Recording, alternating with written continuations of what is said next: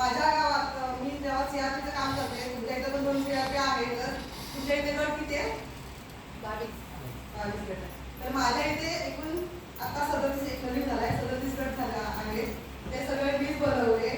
2016 पासून ते 2 महिन्यातच मी हे 36 गट बनवले आणि त्या सर्व 36 गटांना सगळे 10-10 लाखांचे कर्ज प्रस्ताव करून आज महिला माझ्या म्हणजे मला सांगायचं एवढं उद्देश की आपल्या इथं सुद्धा जर कर्ज प्रस्ताव कोण करायला होत असतील तर कर्ज केलं तर मोठं आपण कर्ज डुबू असं नाही.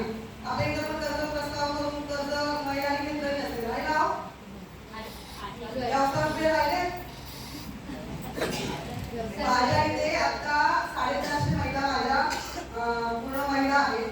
त्याच्यात माझ्या महिला आता 150 जवळजवळ नवीन व्यवसाय उभारणी केलेले आहे आणि काही जणांनी जे व्यवसाय आहेत तेच पुढे त्याला पैसा पुरून पुढे चालू ठेवलेला आहे. असं आमच्या इथे असे 36 गट आहे.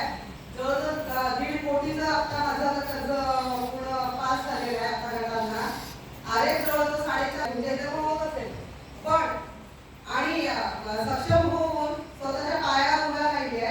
परत ग्रामसभा आमच्या सक्सेस होतातच. ग्रामसभेला आमच्या महिला जातात.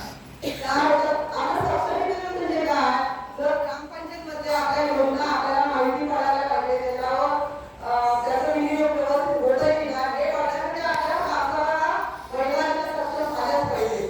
त्याच्यामुळे कितीतरी वेळा त्यांचं मार्गदर्शन घेतलेलं आहे.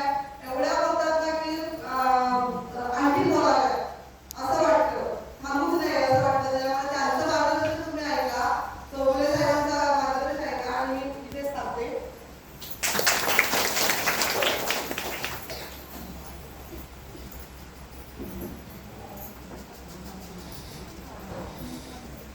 नंतर